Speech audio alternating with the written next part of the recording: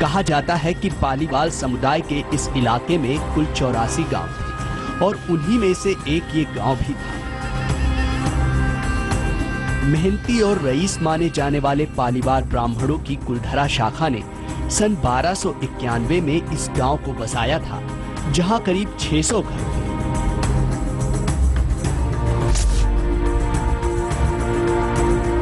इन तस्वीरों को देखकर कुलधरा गांव की भव्यता का अंदाजा लगाया जा सकता है।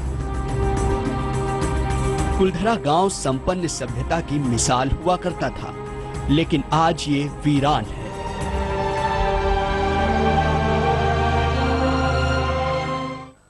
एक गांव जो सदियों से वीरान है, एक गांव जो पिछले 200 साल से एक रहस्य को ढो रहा है, एक गांव जो पिछली 2 शताब्दियों से एक राजा के पाप और पीड़ितों के शाप के नीचे दबा है।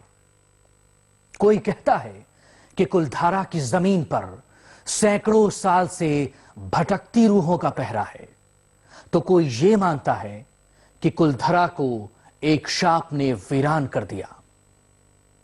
क्या है ये पूरी कहानी हम जानेंगे, लेकिन पहले जान लेते हैं कुलधरा को।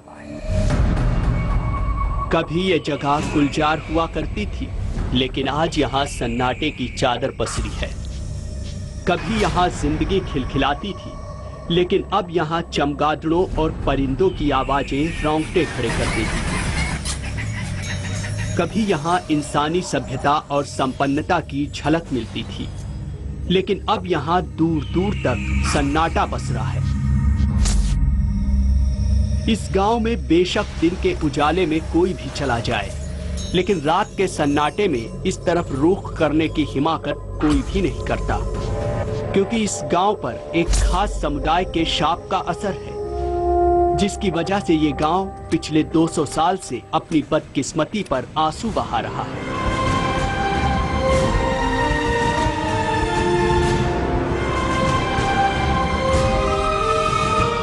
पालीवाल नाम दरअसल इसलिए पड़ा क्योंकि वो राजस्थान के पाली इलाके के रहने वाले थे। पालीवाल ब्राह्मण बेहद मेहनती और बुद्धिमान थे। अपने विवेक और कौशल के दम पर पालीवालों ने रेतीली जमीन पर सोना उगाया। पालीवाल समुदाय आमतौर पर खेती और पशुपालन पर निर्भर था। पालीवालों ने ऐसी तकनीक विकसित की कि बारिश का पानी रेत में गुम नहीं होता, बल्कि एक खास गहराई पर जमा हो जाता था। जिप्सम की परत बारिश के पानी को जमीन में अवशोषित होने से रोकती और इसी पानी से पालीवाल खेती करते थे। बात खेती तक ही सीमित नहीं थी, इनके घर भी शानदार थे। गांव के तमाम घर झरोखों के जरिए आपस में जुड़े थे। घरों के भीतर पानी के कुंड, ताक और सीढ़ियां कमाल के हैं। गांव के सभी घर कुछ इस तरह से बनाए गए थे कि हवा सीधा घर के भीतर होकर गुजरती थी। कुलधरा के ये घर रेगिस्तान में भी वातानुकूल का एहसास कराते थे।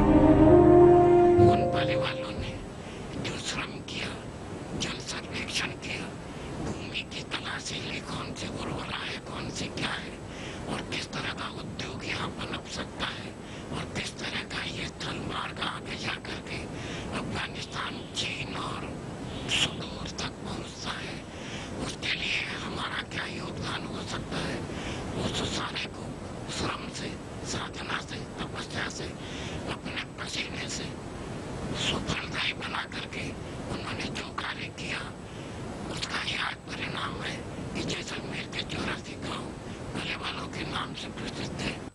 मिसालें तो बहुत मिलती हैं, पर कुछ मिसालें याद की जाती हैं क्योंकि वो अनोखी होती है। ये मिसाल सिर्फ एक शख्स की नहीं, एक घर की नहीं, एक कुनबे की नहीं, एक गांव की भी नहीं, बल्कि ये मिसाल है 84 गांवों के हजारों लोगों की। बात करीब 2 दशक पहले की है। कुलधरा गांव का दीवान था सालम सिंह। सालम सिंह एक अय्याश किस्म का दीवान था। एक दिन दीवान सालम की नजर ब्राह्मणों की एक लड़की पर पड़ गई। दीवान सालम सिंह लड़की के लिए इस कदर उतावला हुआ कि अपनी सुध बुध खो बैठा। उसने ब्राह्मणों पर दबाव बनाना शुरू कर दिया और गांव वालों पर मनमाने कर लगा दिए। रियासत में 84 गांव परिवार समाज के रहते थे। स्थानीय राजा के धर्म पुष्टा के कारण यहाँ का दीवान बहुत ही शक्तिशाली हो गया और इन्होंने परिवारों की संपन्नता संप्रभुता के ऊपर व्यंग करने और उन्हें तंग करने का लालच बढ़ाया। एक तरफ लड़की की इज्जत और दूसरी तरफ हजारों लोग। गांव के ब्राह्मणों के पास वक्त था तो सिर्फ एक रात का।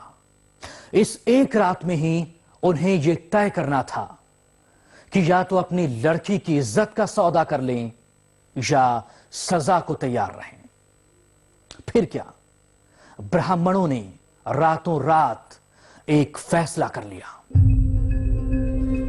84 गांव के ब्राह्मणों ने मिलकर माता के मंदिर पर बैठक की। ब्राह्मणों की पंचायत में एक सुर में फैसला हुआ कि कुछ भी हो जाए अपनी लड़की उस दीवान को नहीं देंगे। यह अत्याचार के खिलाफ न झुकने की उनकी जिद थी। फैसला हुआ कि रातों रात 84 गांव खाली कर दिए जाएंगे और फिर 84 गांव के हजारों पालीवाल ब्राह्मणों ने इस गांव को खाली कर दिया। लेकिन जाते जाते वो एक शाप दे गए कि दोबारा इन घरों में कोई नहीं बस पाएगा।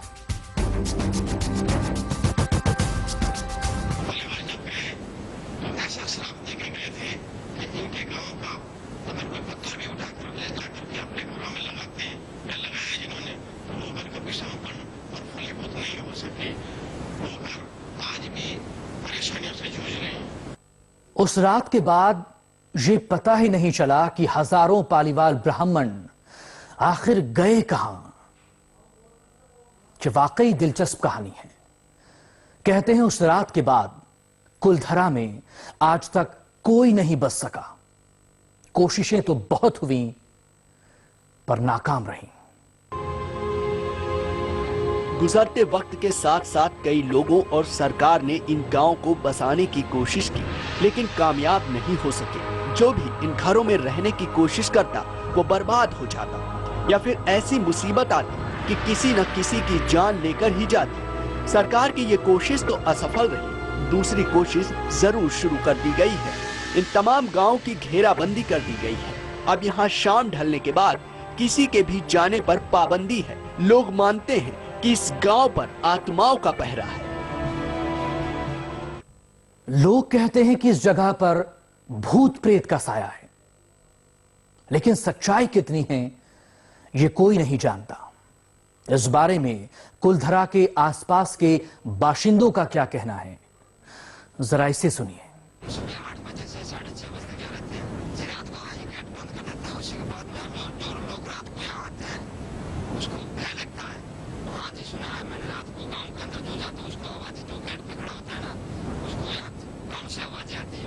अब इसे अफवाह कहें या हकीकत, लेकिन जो कुछ भी कुलधरा में है वो बेहद रहस्यमय है। बेशक ये गांव पिछले 200 सालों से वीरान है, लेकिन इसके बावजूद ये पर्यटकों के आकर्षण का केंद्र बना हुआ है। कुलधरा जितना रहस्य से भरा है उतना ही खूबसूरत भी है। यहाँ के मकान, सुरंगें, खंडहर और अवशेष पालीवालों के संपन्नता की कहानी कहते हैं और पर्यटकों को खासा लुभाते हैं। लेकिन शाम ढलने के बाद यहाँ कोई नजर नहीं आता। कुलधरा के अवशेष और यहाँ की इन कहानियों का सच जानने की कई बार कोशिश की गई, लेकिन रहस्य आज भी बरकरार है।